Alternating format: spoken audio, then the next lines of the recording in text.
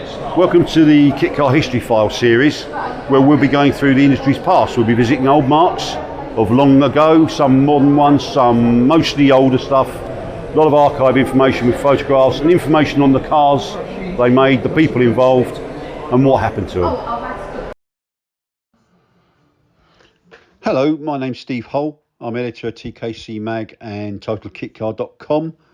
And I'd like to welcome you to the latest episode in our Total Kitcar History Files series in association with Neil Winnington's Enwin Motors channel. If you're new round here and you're wondering what the heck Total Kitcar History Files series is, let me just give you a little potted roundup.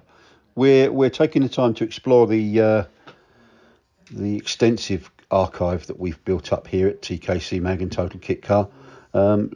We cover the historical companies and the history of the industry in the magazine and on our website. And on Facebook, we plaster a few old photos, black and white ones, on our pages and Instagram from time to time. But it struck me that there was we've been getting some inquiries about kit cars and kit car companies of the past. And as I said, we got a lovely archive of photos, and I think it's only right that we share this stuff.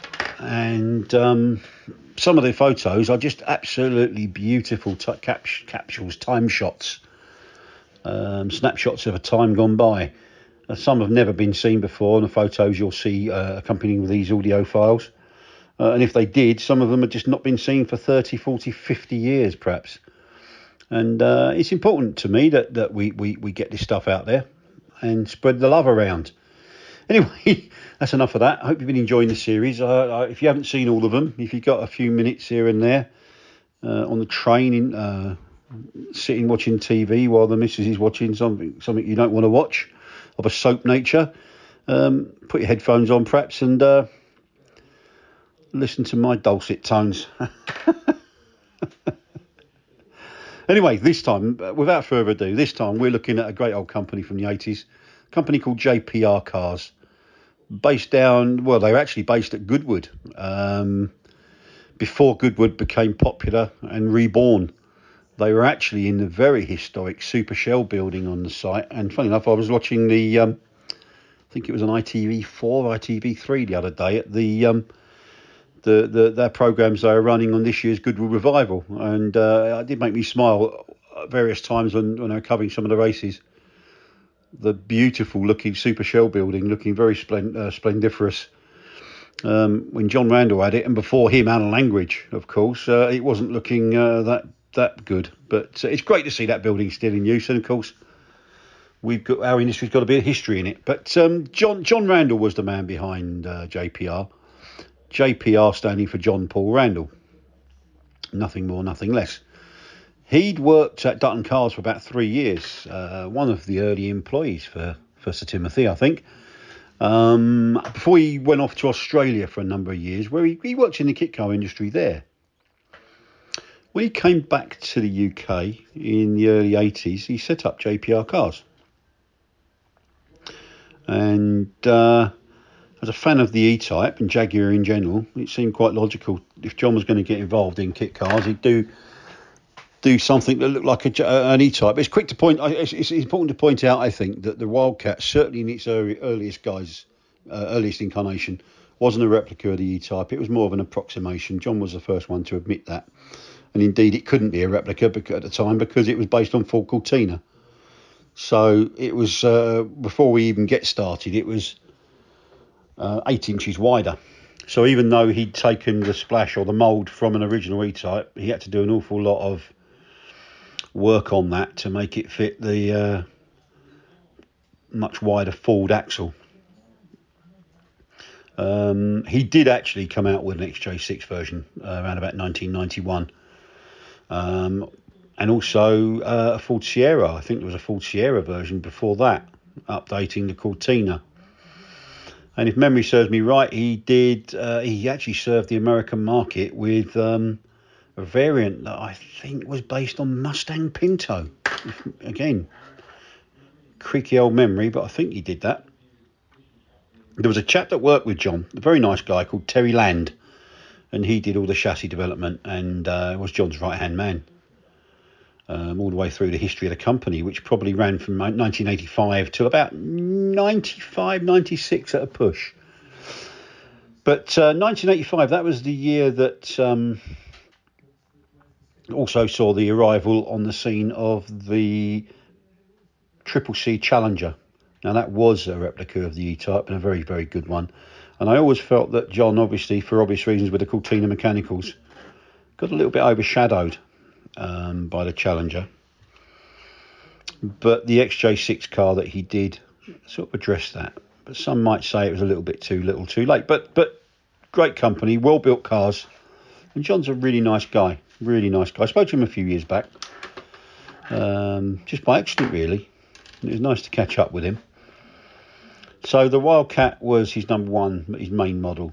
I believe, speaking to Derek Argyle, who I think was the Owners Club main man for many years, lovely chap. I think he told me there was about 140 of those made. Next one, in 1987, he launched a 2+2 version of the Wildcat, which gave a rear bench seat and could kind of accommodate taller drivers as well. And he lengthened the tub by 9 inches. But didn't just stick 9 inches in the front or in the rear. He put 4.5 into the doors and 4.5 inches into the rear body section to make it seem more cohesive shape. Did about 20 of those. Never really got the following that the standard 2-seater Wildcat did, but it was available if people wanted it.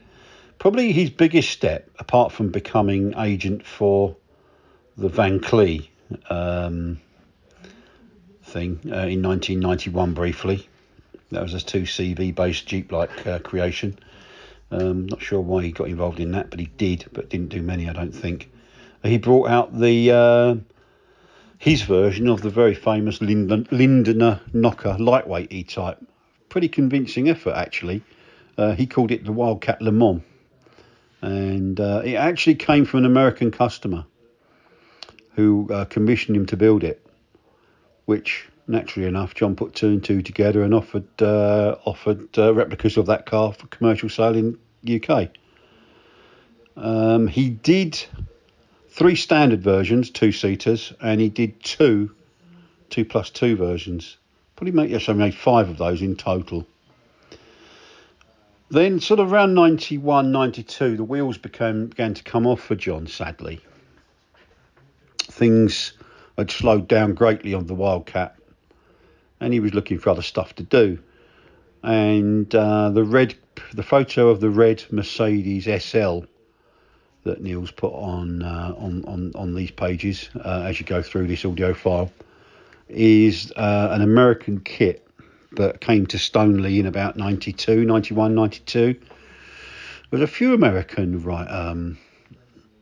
visitors around about those sort of early to mid 90s. There was a guy that brought over a replica of kit. I seem to remember as well. That program's name escapes me, but it had David what's his name in it, and it was very popular programming in that time. But anyway, I digress. John saw that car and decided to become an agent for it from 1993. But he altered it to suit the UK market. He revised it to fit the Wildcat chassis, albeit that was revised to enable fitment of Granada mechanicals and Mercedes-Benz engines. I'm not certain he sold any of those. He might have just had the one that he got from the States that he'd modified to UK spec. I seem to think that car remained left-hand drive, but I can't recall. But there we have it. I mean, that was a 10-year little star that burnt fairly brightly for over that period of a decade. Probably didn't get the credit he deserved. But I suppose 165 kit sales probably is a good effort. as I've always said, if any, I tip my hat to anyone that can sell one kit car, let alone 165. People say, I think sometimes people make the mistake of thinking it's fairly straightforward to be a kit car manufacturer. It most definitely isn't. I've very unfortunately seen a lot of aspirations and ambitions destroyed and just run into the buffers over my time in the industry. I've seen lots of people lose lots of shirts, and it's very sad sometimes, but we know what it's like when we get an idea in our head and we're determined to carry it through. Determination and passion gets the better of you, and sometimes we're a bit too blinkered for our own good, I think. But no, so anyway, John sold about 165 cars. From what I remember him telling me, he had a pretty good time in doing it. And JPR Wildcat. That's quite enough from me this time. If you enjoyed this and you got this far, thank you. And if you haven't already subscribed, please do so. I hope you agree. I don't think these aren't numbered, so you won't know necessarily if you've listened to them in order. I'm guessing the telltale will be less ums and ahs and me getting myself into a right old tangle. Because as I've said before, I'm not a trained voiceover person, and like my face is great for radio, I imagine. I've not really got a voiceover commercial voice, so I'm doing my best. I'm having a go, as they say. And as my dad used to tell me, as long as you've had a go, son, no one can have a go at you. But there we are. So I hope you enjoyed it. If you haven't, please think about subscribing. It's completely free to do so. Hit the little bell thing that comes down at the same time and press all. Once a month, Neil Winnington, our video editor, does one of his feature videos. Very enjoyable they are too. That's once a month, usually at the start of each month. And every week, you get me on one of my historical ramblings. But as I say, I hope you enjoyed them. Look forward to welcoming you next time. Regardless of wherever you are in the world, I hope you have a great day and take care. Cheers.